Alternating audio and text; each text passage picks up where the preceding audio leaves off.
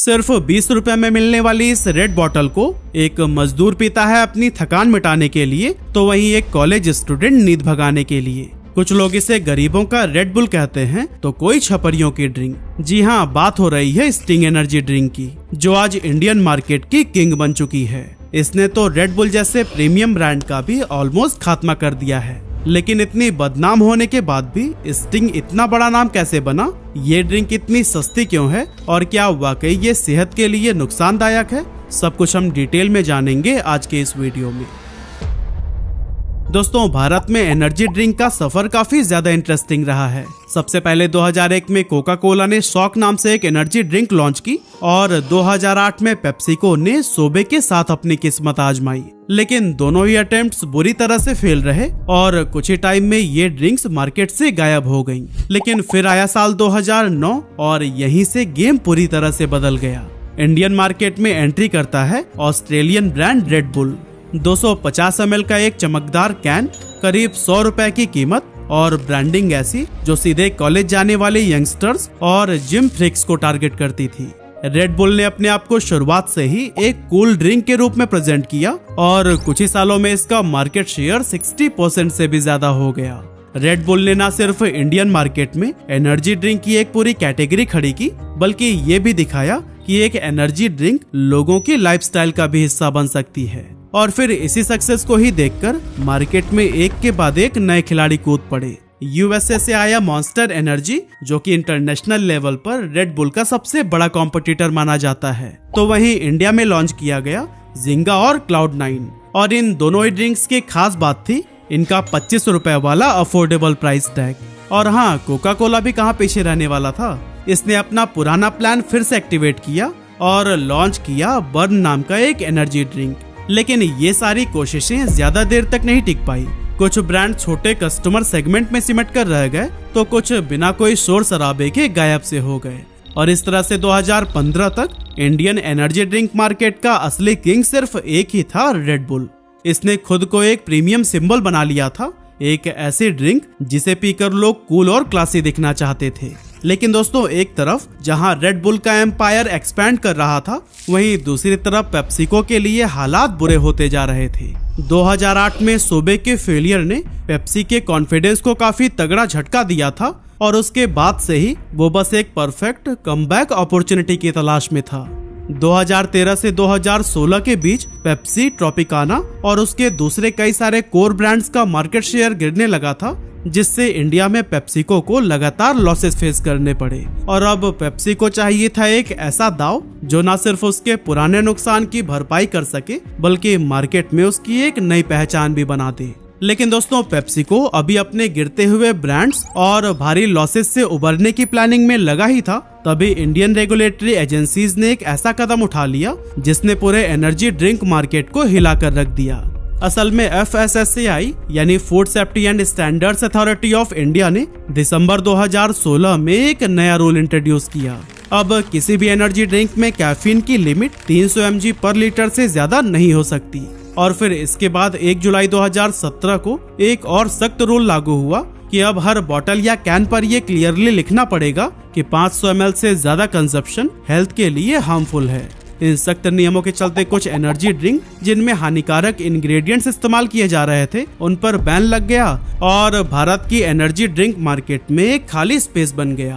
PepsiCo ने भी ये मौका देखा और ये डिसाइड किया कि वो इसी गैप को ही फिल करेंगे। यही सोचकर 2017 में उन्होंने स्टिंग नाम की एक एनर्जी ड्रिंक इंडियन मार्केट में लॉन्च कर दी। इंटरेस्टिंग बात ये थी कि स्टिंग पेप्सिको का अपना ब्रांड नहीं था। असल में इस एनर्जी ड्रिंक की शुरुआत रॉकस्टार नाम की एक अमेरिकन कंपनी ने की थी। रॉकस्टार ने स्टिंग को पहले टेस्ट किया था साउथ ईस्ट एशिया के 2 देशों में, फिलीपींस और वियतनाम, क्योंकि वहां की मार्केट में वैल्यू फॉर मनी प्रोडक्ट्स की बहुत डिमांड थी और इसीलिए उन देशों में स्टिंग काफी सफल भी रही। पेप्सिको ने देखा कि इंडियन मार्केट भी फिलीपींस और वियतनाम से काफी मिलती जुलती है, इसीलिए उन्होंने वही स्ट्रैटेजी अपनाते हुए स्टिंग को खरीद लिया और उसे इंडिया में लेकर आए। इंडिया में स्टिंग का लॉन्च सीधा सीधा एक ही टारगेट के साथ किया गया था और वो था रेड बुल के मार्केट शेयर को हथियाना। इसीलिए जब स्टिंग लॉन्च हुई तो फिर वो आई रेड बुल जैसे ही 250 ml की कैन में, लेकिन प्राइस था एग्जैक्टली आधा, यानी सिर्फ 50 रुपए। शुरुआत में पेप्सिको स्टिंग को एक प्योर एनर्जी ड्रिंक की जगह नॉर्मल सॉफ्ट ड्रिंक की तरह पोजीशन करना चाहता था। मतलब एक ऐसी ड्रिंक जो रेड बुल की तरह हाई स्टेटस का सिंबल ना रहे, बल्कि आम आदमी भी बिना सोचे समझे उसे कंज्यूम कर सके। लेकिन शुरुआती कुछ साल स्टिंग के लिए आसान नहीं थे, क्योंकि उस टाइम इंडिया में एनर्जी ड्रिंक एक निश प्रोडक्ट की तरह देखा जाता था। मतलब एक ऐसी ड्रिंक जो कि कभी कभी लोग शौक के तौर पर कंज्यूम करते थे। ऊपर से पेप्सिको ने इस ड्रिंक को लॉन्च करते टाइम कोई बड़ा सेलिब्रिटी कैंपेन या फिर हाई बजट टीवी एड्स भी नहीं चलाया था, बल्कि वो सिर्फ अपने मजबूत डिस्ट्रीब्यूशन नेटवर्क के दम पर बिना ज्यादा शोर शराबे के ही स्टिंग को मार्केट में लेकर आए थे। इसीलिए शुरुआत के लगभग 2 साल स्टिंग के लिए कुछ खास नहीं रहे, मगर फिर धीरे धीरे इसने अपनी जगह बनानी शुरू की, खासकर उन शहरों और कस्बों में जहां रेड बुल जैसे ड्रिंक्स की रीच कम थी। लेकिन असली गेम तब चेंज हुआ जब 2020 में पेप्सिको ने स्टिंग को एक नए अंदाज में लॉन्च किया। 250 ml की पेट बॉटल और कीमत सिर्फ 20 रुपए। अब दोस्तों ये प्राइसिंग कोई छोटी बात नहीं थी, बल्कि ये वो फैसला था जिसने पूरी एनर्जी ड्रिंक इंडस्ट्री को हिला कर रख दिया था। अब स्टिंग एक प्रीमियम प्रोडक्ट नहीं रहा, बल्कि एक ऐसा प्रोडक्ट बन चुका था जो कि आम सॉफ्ट ड्रिंक के बराबर खड़ा था। पहली बार एक एनर्जी ड्रिंक उस लेवल पर पहुंच चुकी थी जहां गली के पान वाले से लेकर गांव के जनरल स्टोर तक हर कोई इसे स्टॉक करने लगा था। रेड बुल अब भी 100 रुपए में था और स्टिंग सिर्फ 20 रुपए में। कुछ ही महीनों में जो ड्रिंक पहले सिर्फ कूल कैफेज और नाइट क्लब में दिखती थी, वो अब स्टूडेंट्स, मजदूरों और ऑटो ड्राइवर्स की पहली पसंद बन गई। पेप्सिको की स्ट्रॉन्ग सप्लाई चेन और एग्रेसिव प्राइसिंग स्ट्रैटेजी का जादू ऐसा चला कि सेल्स आसमान छूने लगी। और 2020 के बाद स्टिंग ने जो रफ्तार पकड़ी, उसकी पेप्सिको को भी शायद उम्मीद नहीं थी। रिपोर्ट्स के मुताबिक 2021 में इंडिया के अंदर स्टिंग ने करीब 2.3 करोड़ बॉटल्स बेचे। फिर 2022 में ये नंबर बढ़कर 6.5 करोड़ हो गया और 2023 में तो रिकॉर्ड ही टूट गया, 11 करोड़ बॉटल्स बिक गए। मतलब कि सिर्फ 4 सालों में ही स्टिंग ने इंडियन एनर्जी ड्रिंक मार्केट का पूरा नक्शा ही बदल दिया।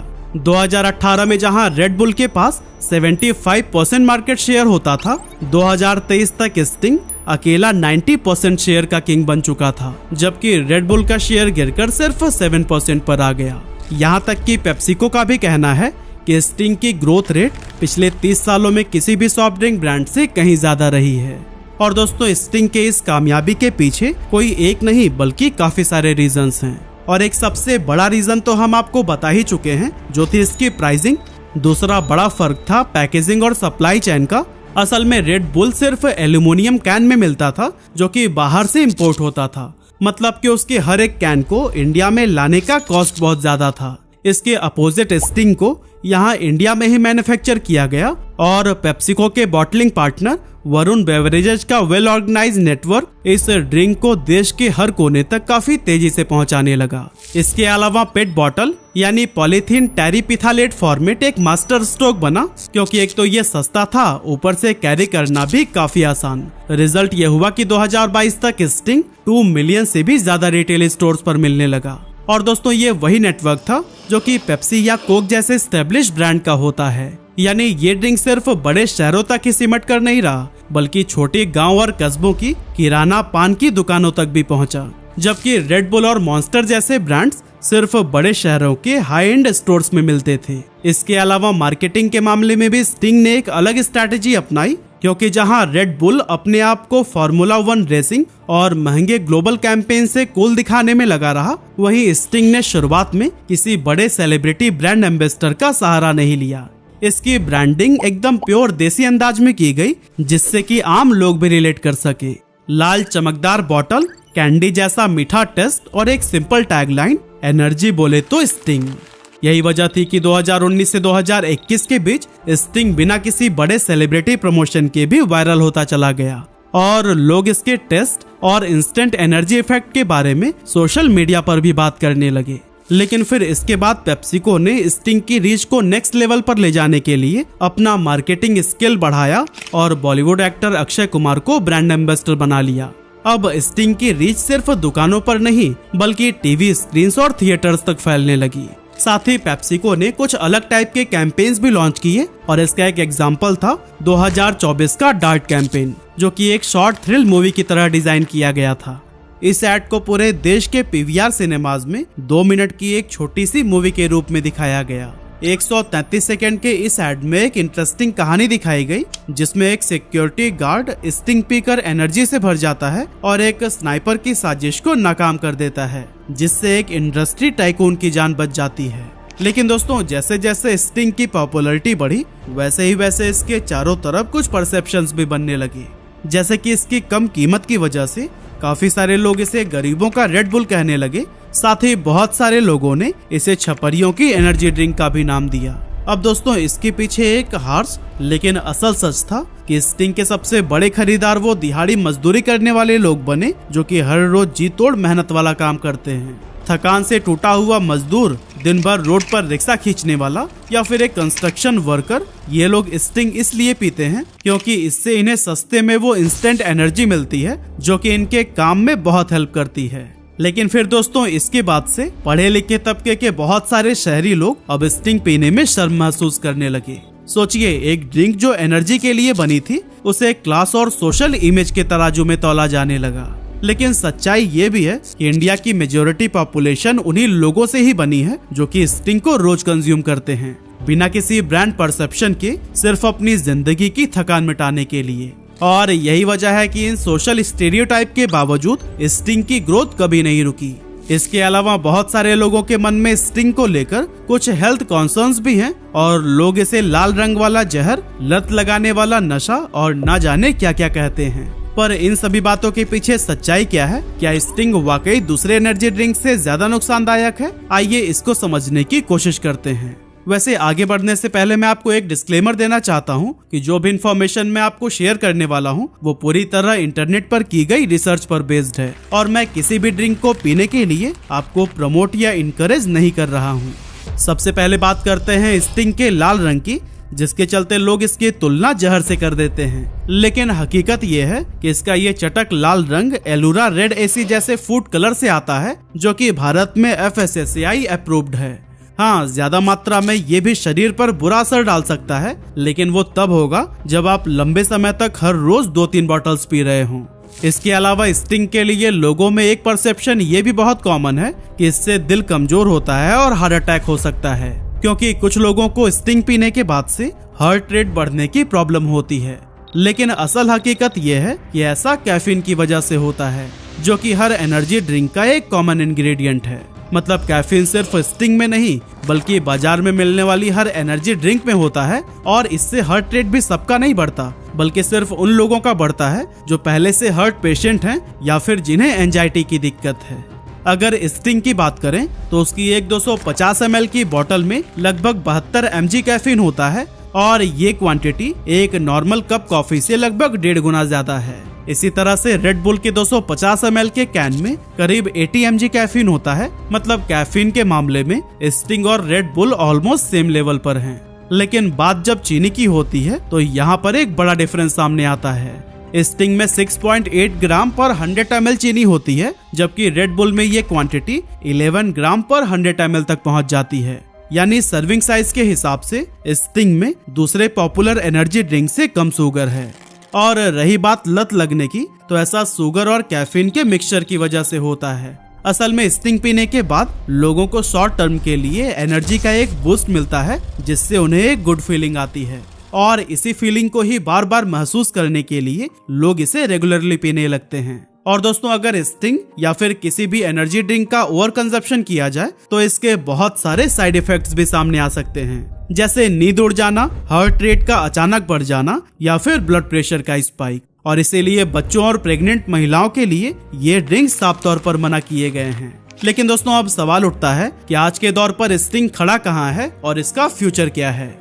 देखिए दोस्तों, 2024 की एक रिपोर्ट के मुताबिक इंडिया की एनर्जी ड्रिंक मार्केट 7800 करोड़ रुपए से ज्यादा की हो चुकी है और अनुमान है कि 2030 तक ये 16,000 करोड़ रुपए को भी क्रॉस कर जाएगी। और क्योंकि स्टिंग इस मार्केट का सबसे बड़ा प्लेयर है, इसीलिए आने वाले कुछ सालों में ये 1.5 से 2 गुना तक ग्रो कर सकता है। रेड बुल, जो एक टाइम पर भारत में एनर्जी ड्रिंक का दूसरा नाम माना जाता था, अब सेल्स और मार्केट शेयर की रेस में बहुत पीछे छूट गया है। वहीं दूसरी तरफ पेप्सिको की इस सक्सेस को देखकर कोका कोला ने भी 2022 में थम्स अप चार्ज नाम से 20 रुपए के प्राइस पर अपना एक एनर्जी ड्रिंक लॉन्च किया था ताकि मास मार्केट में अपने पैर जमा सके। लेकिन अभी भी वो सेल्स के मामले में स्टिंग से काफी पीछे है। और दोस्तों, पेप्सिको भी सिर्फ एक प्रोडक्ट लॉन्च करके ही नहीं रुक गया, बल्कि वो लगातार नए फ्लेवर्स भी ला रहा है। फिलहाल की अगर बात करें तो स्टिंग रेड के अलावा ब्लू करंट और गोल्ड नाइट फ्यूल, ये 2 फ्लेवर्स भी इंडियन मार्केट में अवेलेबल हैं। अब अंत में बस मैं यही कहना चाहता हूँ कि स्टिंग को लॉन्च करके पेप्सिको ने ये दिखा दिया कि अगर स्ट्रैटेजी सही हो तो भारत जैसी प्राइस सेंसिटिव मार्केट में भी पुराने से पुराने कॉम्पिटिटर्स को हराया जा सकता है। वैसे आप हमें कमेंट करके जरूर बताइएगा कि क्या आपने कभी ये ड्रिंक पी है, और अगर पी है तो इसका टेस्ट आपको कैसा लगा।